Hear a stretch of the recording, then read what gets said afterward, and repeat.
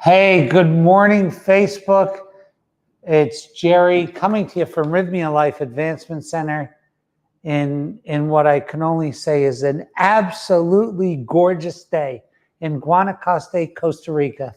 What's Rythmia? Rythmia is a life advancement center that actually delivers. We use ayahuasca. We use metaphysical teaching, yoga, meditation, breath work, fantastic food, a colon cleanse. It all happens in a week, a crazy, intense week. Last week, we had Cesar Milan, who had the most amazing experience of his life. He's a dear friend. What kind of people come to Rythmia? 14,000 people, over 14,000 people have been through here. What do they have in common? 96.83% of them say they had a life-changing miracle during their stay. A life-changing miracle. 2,300 plus TripAdvisor reviews. We are a top 10 TripAdvisor resort in the world. Yeah, over 14,000 guests. The best part, 90.28% at 6 months say this miracle that they got is still working in their life, and this was the week that changed their life. 90 out of 100. Wow, wild, right? Yeah, so that's what we do here. That's it. The product itself is a soul merger. That's what happens, a soul reclamation or a soul merger. This week is Women's Week called Majesty, just women. This soul merger that happens really has a profound effect on your life. A profound effect because it changes how we interact with the universe.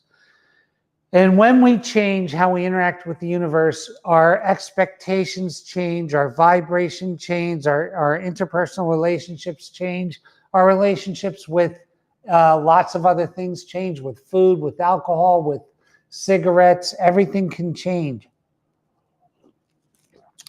How has it affected me? So prior to doing plant medicine, I was a 2-pack-a-day cigarette smoker. I smoke none, zero. I was a 10, 12 drink a day guy.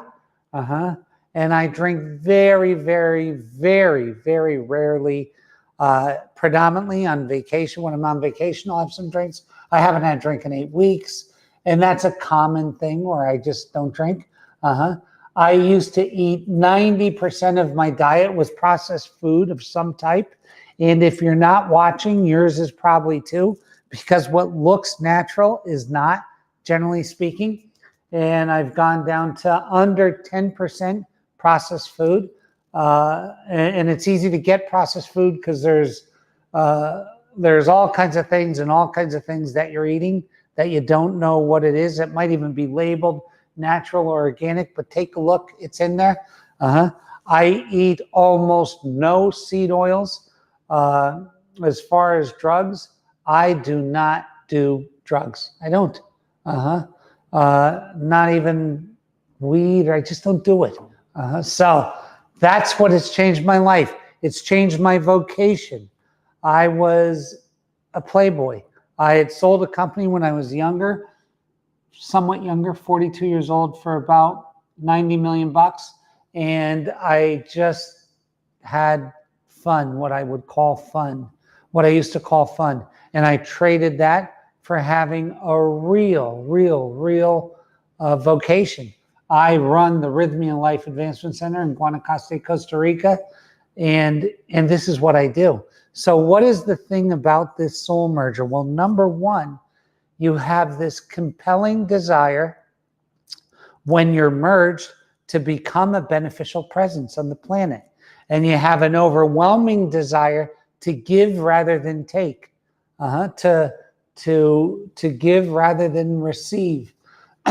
Your sense of entitlement goes away and is exchanged by a sense of awe and gratitude for being able to live on this garden of a planet for whatever time we're borrowing the body for.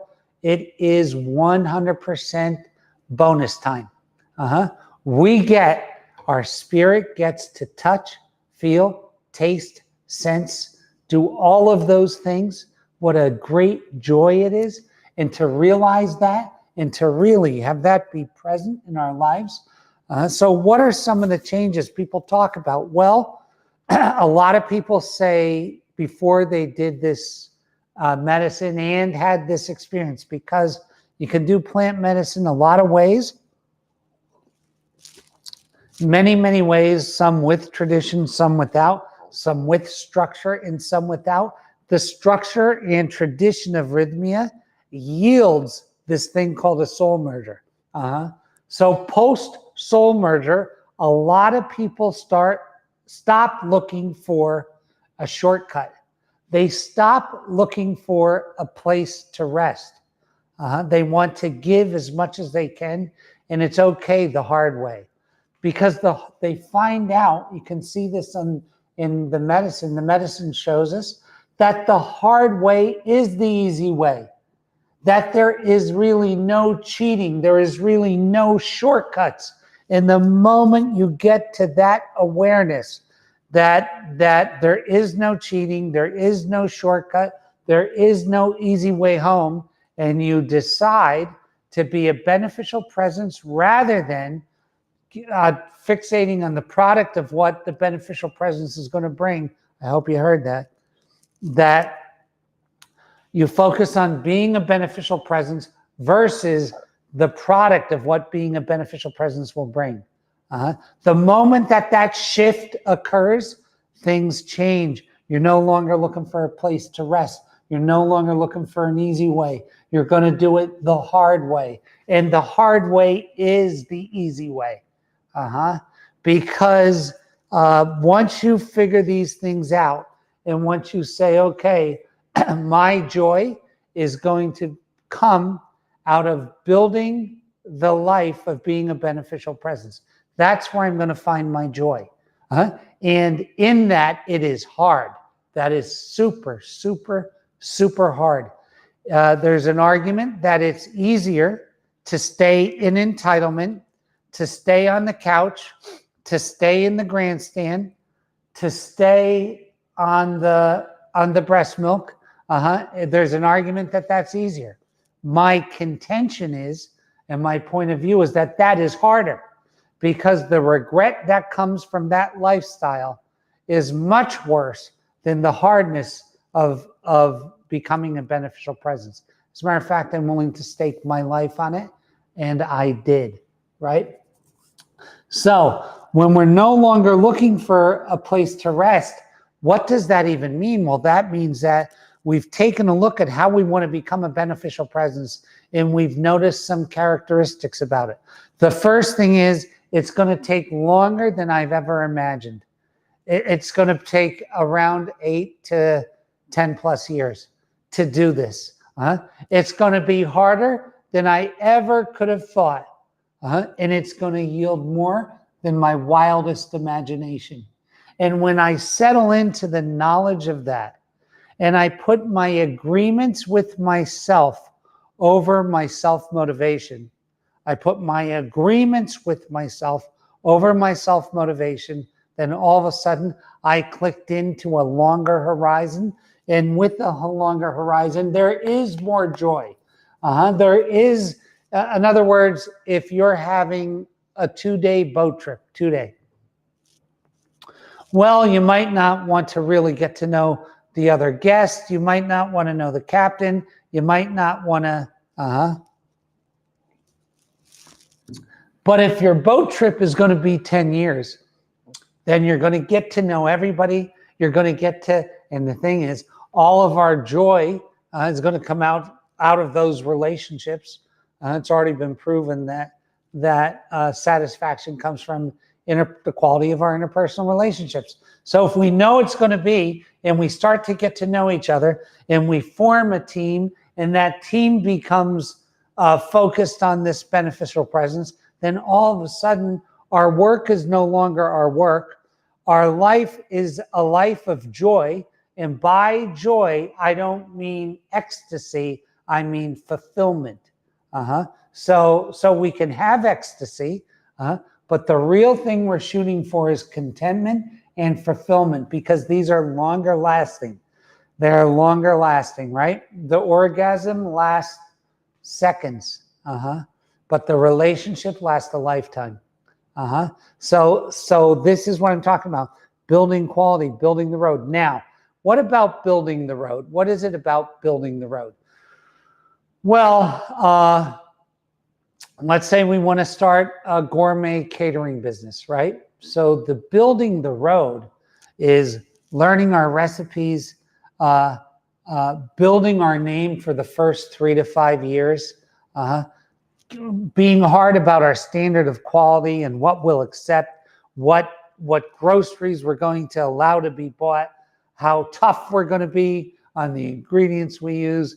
Stamping our name on this business is the hard part. That's building the road. Now, once it's built, everything gets easier, because people know they can go to you for quality and it's going to be there.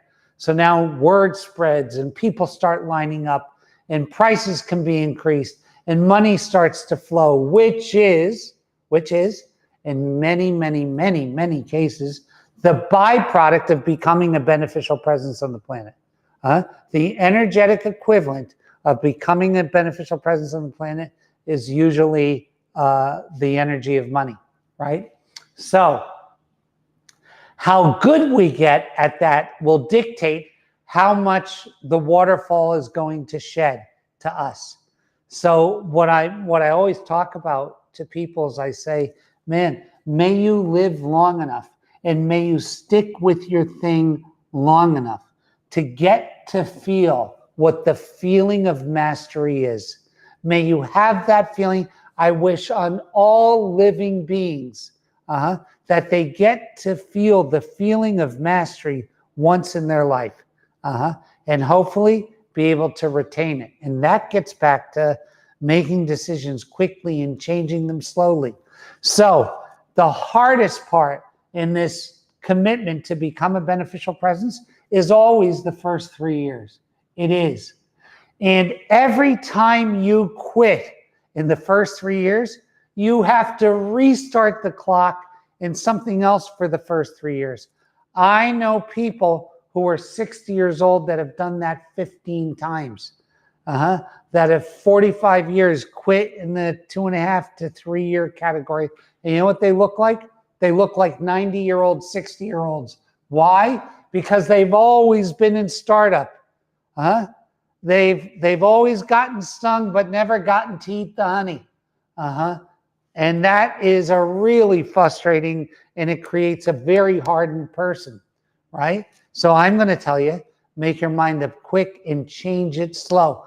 And in this becoming a beneficial presence, when you write it down the first time, it's never going to be exactly like that by the time you get there, because you're going to be looking at the target and changing the direction of the ship, looking at the target and changing the direction of the ship, looking at the target. It's part of the process.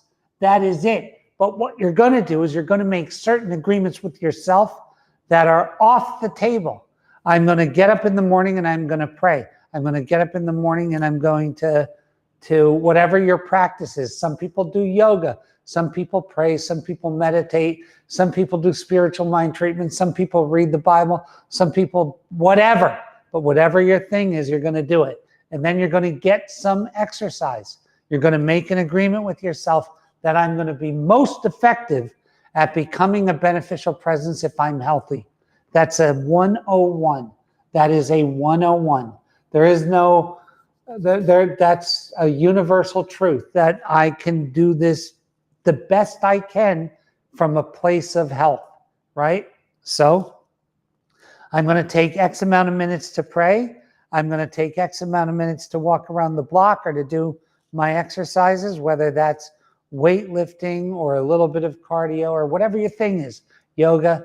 And then I'm going to go to work. And when I'm working on becoming a beneficial presence, I'm going to give it priority, because It is the gift that keeps giving.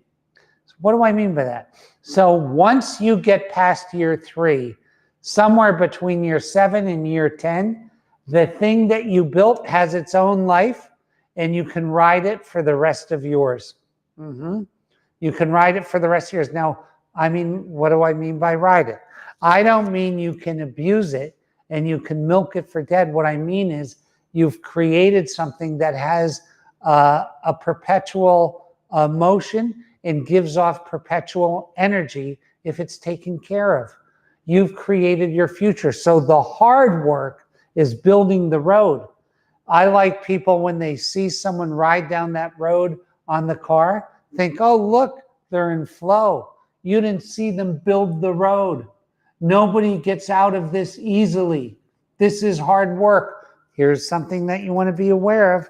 What in the world why is there only 1% of these people around? Because 99% gave up or didn't try. They put it in the too hard. Interesting thing. Under 90% of the country, United States millionaires and multimillionaires were given any money. 90% were self-made. 10% were given a sizable amount of money. The rest were self-made. Self-made. So that theory, when you look at someone and say, oh, how lucky they were given it, there's a 90% chance that you're wrong. What is the 1% about? Why are they there? You know why? Because it's hard in the beginning. It's only hard until you swallow a certain amount of pills. And those pills are, the easy way is the hard way. There's no finish line. Those are the hard things. It's going to be terribly hard. I'm going to have to work harder than I've ever worked. Once you swallow that, the rest is easy. And I mean, this is the kind of truth. My ex-wife, Brandy, is here this week, and I look at the beautiful family she built. You know how she did it? Hard work. Hard work, right? So anything that you do to become a beneficial presence, which can be being the best mother, being the best father, being the best sister or brother, being the best worker, being the best business owner, being the best church goer, being the best community leader. There's so many, being the best artist, being the best dancer. There are so many ways to become a beneficial presence. It's not just about building a business that is a spiritually based business. It's not. It's so much more than that. I wish I were more creative. I would have had maybe something different, but this is what the medicine told me to do. And what I'm going to tell you in this change of life where we decide to take on something bigger than us, man, it's beautiful. It's the whole thing. It's the whole enchilada. There was a movie in the 80s or 90s, or maybe the early 2000s called Jerry Maguire. And the guy in the movie, what was his name? And I know his name, not Terrence Howard. The other guy played, he said he called it the Quan. And what was the Quan? It was everything. Well, in this life, you can choose the Quan. You can choose to do the work to build a beautiful family. You can choose the work to build a beautiful business. You can choose the work to build a beautiful community. You can choose the work to build a beautiful ring of friends. You can choose all that, to have the Quan, to have everything. It's a matter of choice and determination. That is it. And that is what I want to leave you with this week. So stay the course. Don't let anybody talk you out of it. Stay the course. Don't let anybody talk you out of it. Success, the majority of the time, simply means being able to hang on longer than the next person. It's not some strong act of valor. It's if you look at guys that have built companies that really did good, they're usually 30-year stories. And the most common of those stories is Jerry, because I meet them all here. Jerry, I was just trying to stay alive. I was just trying to hang on. And now I have $1 billion company. I have a $2 billion company. Truth. Absolute truth. So what keeps us hanging on? Our choice. We picked it from a merged place, we'll hang on to it. If we picked it to impress the neighbor, the girl next door, the dude mowing the lawn, your Uncle Larry, ain't going to stay. Because as soon as it gets hard, you're going to abandon and start over. That's what I want to leave you with this week. God bless you. God keep you. God hold you. 2 things. I have 2 books out, Truthonomics and Stuff the Moon Said. And I want you to do yourself a favor. And the question comes down, can you afford to do it? I want you to come to Rythmia because you can't afford not to do it. Come here and see what everybody is talking about. See what it feels like to have that merger. See what life looks like a year after you've been here. And you'll thank me. Okay, until next week, cheers.